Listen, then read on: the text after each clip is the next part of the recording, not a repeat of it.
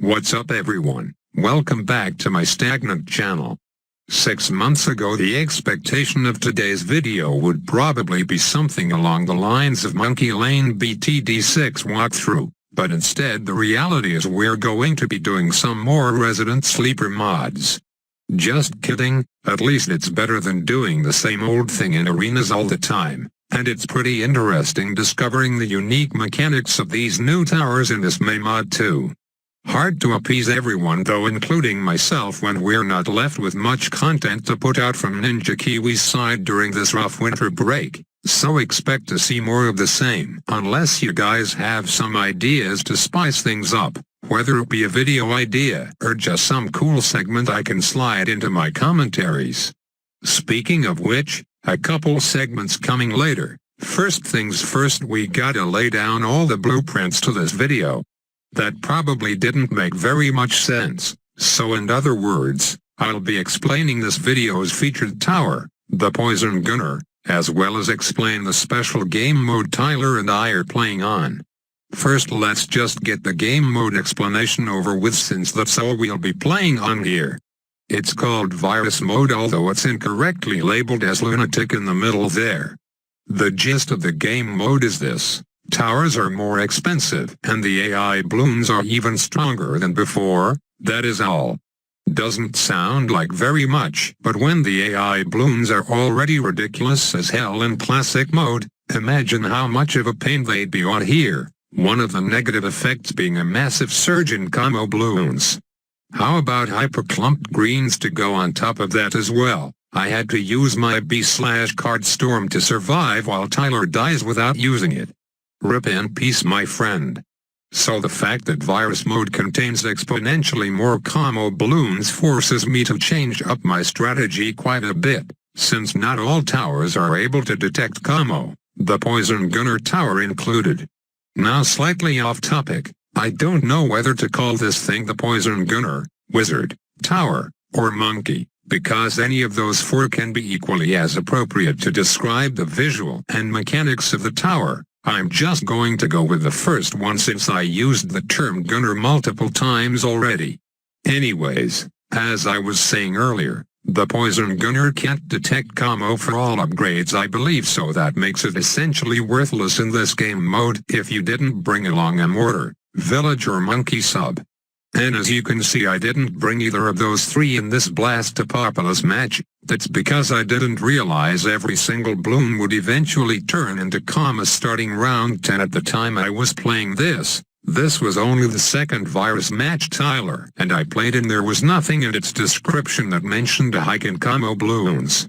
It appears Tyler has already caught on pretty quick though with that mortar of his, so good on him. Meanwhile it looks as if I'm going to have to stack up on these ninja monkeys and forego the Poison Gunners, so much for a showcase I guess.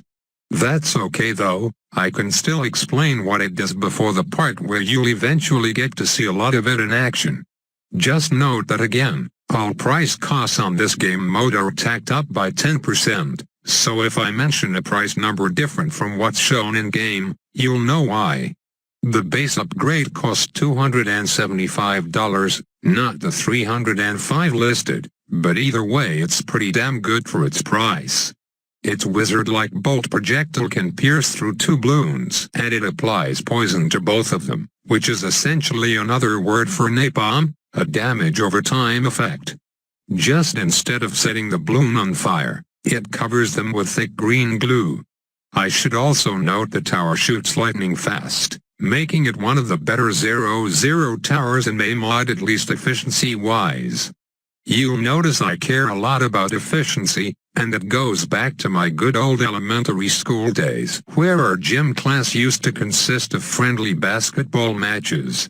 I don't want to drag this out for too long, but basically I schooled everyone on the opposing team and shot 100% on free throws and on wide open field goals. Cause you know what they say, you can't miss if you've hard-coded your launch angle and applied force on the basketball.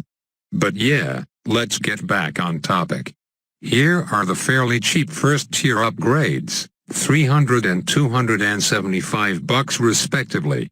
One gives 40% extra range, which is pretty decent, but that's all I can say about it. Meanwhile, on the right hand side it says poison damage per second and duration is slightly increased. I'm not sure of the exact numbers and the efficiency of it since I'm too lazy to check the in-game code, but I'll trust the maker of this tower and that it is indeed an upgrade worth buying. On to the second tier upgrades. We got two really good and affordable ones. The left side further increases the poison duration and gives your bolts more pierce, while the right hand side can allow the poison to affect Moabs. Decreases all affected balloons speed by 15% on top of more damage from the bolt. Damn, all that just for $600, I didn't know Christmas came already. Alright, so right now I got a 3-2 poison gunner on the field, about to upgrade it to 4-2. Let's take a look at what number 3, spreading poison does first. It's exactly as described, spreads poison between balloons. I assume it works similarly to the viral Frost Ice Tower upgrade, and as such this makes it pretty damn good. It's doing a majority of the balloon popping power right now, so 3K is a pretty fair price to pay for it. Even stronger than that is upgrade tier number 4, called No Escape. Here's what $5,600 has to offer. Infinite poison duration, more DPS, more range, and more spread to balloons. You know, it just struck my mind that this is basically a glorified glue gunner. You know how the left side glue upgrades make the glue dissolve balloons super fast? Well, this one does it just as fast, hits more balloons, shoots faster, has larger range, and is cheaper to top it all off.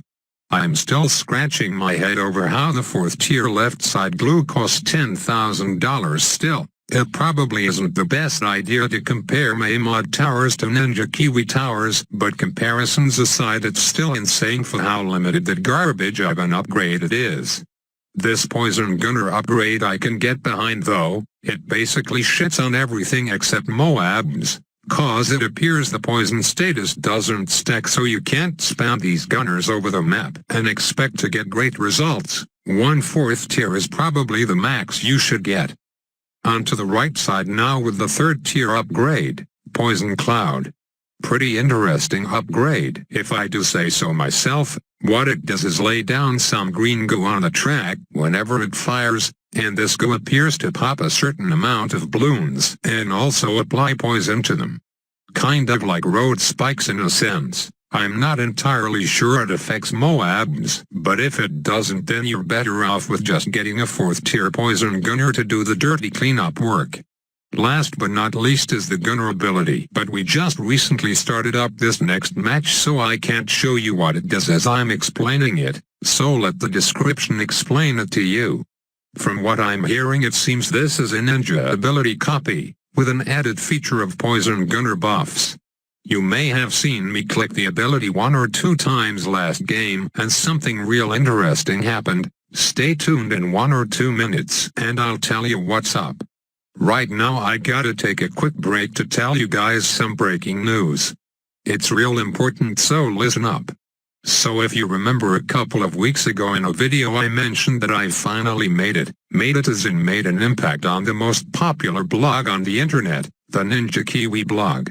They acknowledged the OPness of the 00 Dart Monkeys, and it left a real warm feeling in my heart. And earlier today my heart literally melted and shattered at the same time when I went to check this week's blog. Just look here, at the very bottom. The question, will Regan Reds be nerfed in BTD 6? Answer being yes. If I considered getting 1 meme into the blog as having made it, then getting 2 memes into the blog means I've just been elected as the 2020 president. But unlike their answer to the 00 Dart Monkey the first time around, I guess Ninja Kiwi is going to find a way to limit the power of these regrow reds in their next installment, which breaks my heart a little. Feels bad, man. Perhaps this gameplay will cheer me up a bit. Speaking of which, how about we get back to that poison gunner ability? I mentioned that something interesting happens when you activate it, and you're about to see right about now. Look carefully as I press the poison ability. Did you notice anything change? If you answered no, then congratulations, you found the quote-unquote interesting interaction. That's right, what was advertised as a 50% slow ability to Bloons turns out to do absolutely nothing, lol. I have to assume that's unintended because I don't see a way where the ability description was incorrectly labeled. There is literally nothing that changes on my screen when I activate it. Pretty peculiar indeed. So yeah, as I talked about earlier, there is no point in spamming poison gunners across the screen because their damage over time doesn't stack. So if anything, this current match is more of a Danmaku Tower showcase. They look pretty cool with golden projectiles, not gonna lie, but it's starting to struggle as these ramped up blimps continue to pour in. I'll leave you off with it, I suppose. So I thank you all for watching. If you skipped all the way to the end for whatever reason, then here's the overall summary of the Poison Gunner Tower. It's pretty much an OP glue gunner with a broken ability. If it does as intended, then it's pretty good at all stages of the game. As of now, it's best to set this in your inventory come late game. As if anybody needed tips for competitive modded gameplay. Alright, time to go. Make sure to drop a like before you do so as well. Have a poisonous day.